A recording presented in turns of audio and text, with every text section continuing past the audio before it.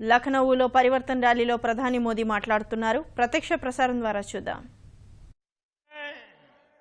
कि पैसे कहां रखे, वो पैसे बचाने में लगे हैं. दूर दूर की बैंक खोज रहे हैं. जिन बैंकों में पैसे जमा करके निकल जाए, बच जाए. तो एक दल पूरी तरह पैसों को बचाने में लगा हुआ है और तीसरा दल है जो पूरी ताकत परिवार का क्या होगा उसमें लगे हुए हैं. अब उत्तर प्रदेश की जनता को तय करना है कि पैसों के लिए, पैसों को बचाने के लिए पूरी पार्टी जहां लगी हुई है वो उत्तर प्रदेश को बचा पाएंगे क्या? जो पूरी पार्टी परिवार के उसमें लपट गई है, क्या वो उत्तर प्रदेश को बचा पाएंगे क्या? भाइयों बहनों, आज एक तरफ पैसे बचाने वाली पार्टी, एक तरफ परिवार में उलझी पार्टी, एकमात्र पार्टी भारतीय जनता पार्टी है जो उत्तर प्रदेश को बचाने के लिए आई है. किसी को पैसे बचाने हैं, किसी को परिवार कब्जे करना है. हम ही हैं जिन्हें सिर्फ और सिर्फ उत्तर प्रदेश बचाना है. और इसलिए मैं उत्तर प्रदेश वासियों को कहने आया हूं, कि इस परिवर्तन और आधा अधूरा मत करना. भारी बहुमत से आप भारतीय जनता पार्टी को विजयी बनाइए.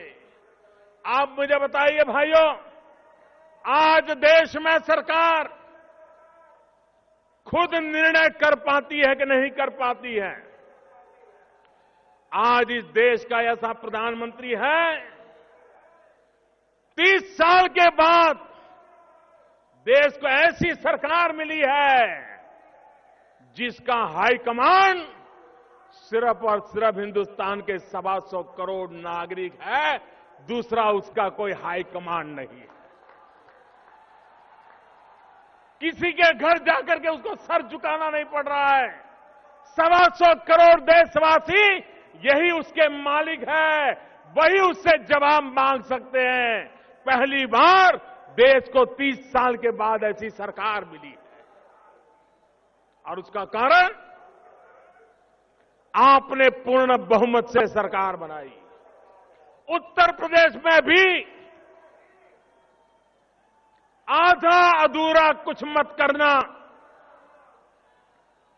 भारी बहुमत के साथ उत्तर प्रदेश में सरकार बनाना, ताकि उत्तर प्रदेश के भाग्य को बदलने के लिए कोई रुकावट ना आए. दिल्ली की ताकत पूरी तरह आपके साथ आए, उत्तर प्रदेश की ताकत जुड़ जाए, देखते ही देखते ही उत्तर प्रदेश बदल जाए. और इसलिए भाइयों बहनों, मैं आपसे आग्रह करने आया. आप मुझे बताइए, उत्तर प्रदेश में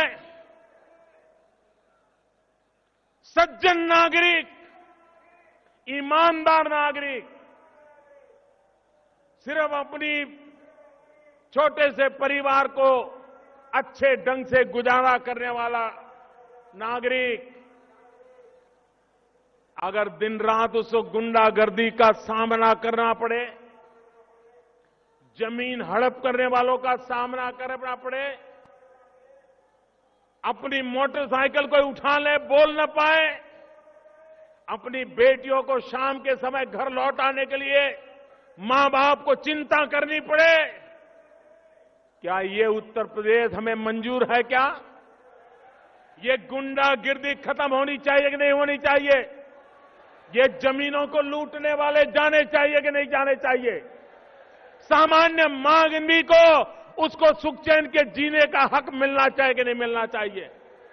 कानून व्यवस्था बनी रहनी चाहिए कि नहीं बनी रहनी चाहिए?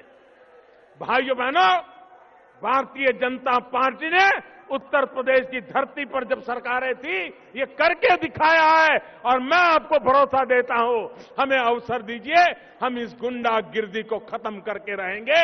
आपको सुख चैन की जिंदगी जीने का हम वादा करते हैं।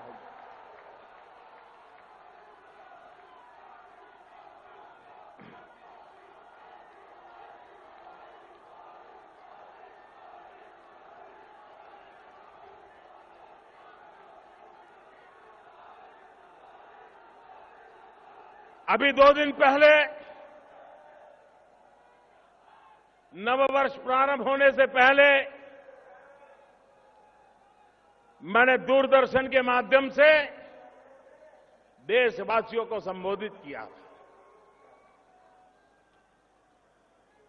जो भी धन जमा हुआ है, मैंने पहले ही कहा था, ये सरकार गरीबों को समर्पित है।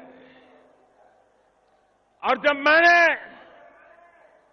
50 दिन के बाद गरीबों के लाभ के लिए योजनाएं बनाई, गरीबों के घर के लिए योजना बनाई, प्रसूता माताओं के लिए योजना बनाई, गांव के विकास के लिए योजना बनाई, छोटे छोटे कारोबारियों का कारोबार अच्छा चले उसके लिए मदद की योजना बनाई। कुछ लोगों को इससे भी तकलीफ हुई, मोदी पैसा ले ले तो भी वो परेशान, और मोदी गरीबों को पैसे दे दे तो भी परेशान। इनकी परेशानी भाइयों बहनों इस बात की है कि इनकी कुर्सियां हिल रही हैं, कुर्सियां हिल रही है, इसलिए इनको परेशानी हो रही। ये इररिलेवेंट हो गए। हिंदुस्तान की राजनीति में ये विरोधवाद करते करते इररिलेवेंट हो गए और इसलिए वो अपनी जमीन खोज रहे हैं और इसलिए विरोध का रास्ता अपनाने जा रहे हैं। भाइयों बहनों, देश भली भांति इनको पहचान गया है। देश कभी भी ऐसे लोगों को माफ करने वाला नहीं है। और मैं देशवासियों को कहना चाहता हूं, भ्रष्टाचार, काले धन के खिलाफ ये लड़ाई कभी रुकने वाली नहीं है। हम जड़ मूल से उसको उखाड़ करके रहने वाले हैं। ये गरीबों को लूटा गया है, ये गरीबों को लौटाने के लिए हमने ये बीड़ा उठाया है। ये मध्यम वर्ग के लोगों का शोषण किया है, उस शोषण को रोकने के लिए हमने इतनी बड़ी लड़ाई को छेड़ा है। और इसलिए भाइयों बहनों, हमें उत्तर प्रदेश में भी आशीर्वाद चाहिए, आपके आशीर्वाद चाहिए। और आपके आशीर्वाद 2017 का ये नया वर्ष, और मुझे 2017 का मेरा पहला कार्यक्रम सार्वजनिक रूप में मेरे उत्तर प्रदेश में आकर के उत्तर प्रदेश वासियों के आशीर्वाद के साथ आगे बढ़ने का अवसर दे रहा है। इससे बड़ा मेरा सौभाग्य क्या हो सकता है।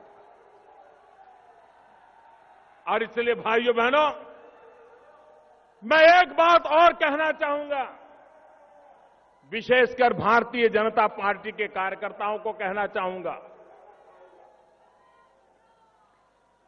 और दलों के लिए ये चुनाव होगा और दलों के लिए सत्ता हथियाने का प्रयास होगा और दलों के लिए कौन एमएलए बने, कौन मंत्री बने, कौन मुख्यमंत्री बने, इसका खेल होगा। भारतीय जनता पार्टी के लिए ये चुनाव सिर्फ हार जीत का मसला नहीं है। भारतीय जनता पार्टी के लिए 2017 का उत्तर प्रदेश का चुनाव एक जिम्मेवारी का काम है, जिम्मेवारी का काम। हमारे ऊपर जिम्मेवारी आने वाली है। हमें अपने आप को जिम्मेवारी निभाने के लिए योग्य बना करके आगे बढ़ना है। और इसलिए बहुत बड़ी जिम्मेवारी, और उत्तर प्रदेश की जिम्मेवारी सिर्फ उत्तर प्रदेश से नहीं, उत्तर प्रदेश का प्रभाव पूरे हिंदुस्तान पे होता है। एक प्रकार से हिंदुस्तान को बदलने की नींव ये उत्तर प्रदेश में पड़ी हुई है। उस जिम्मेवारी का चुनाव है और इसलिए इसे हार जीत का चुनाव मत बनने देना, उसे जिम्मेवारी का चुनाव बनाना। और जिम्मेवारी का चुनाव बनाना मतलब सामान्य मानवी को तकलीफों से मुक्त करने की जिम्मेवारी।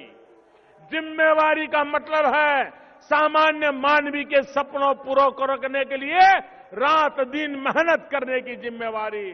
जिम्मेवारी का मतलब है भ्रष्टाचार काले धन से मुक्त उत्तर प्रदेश को सरकार देना। जिम्मेवारी का मतलब है सबके साथ समान व्यवहार, सबका साथ सबका विकास, इस मंत्र को कभी छोड़ना नहीं। हर किसी का भला हो, जो हमारे साथ होंगे उनका भी भला हो, जो हमारे साथ नहीं होंगे उनका भी भला हो, जो हमारे सामने होंगे उनका भी भला हो।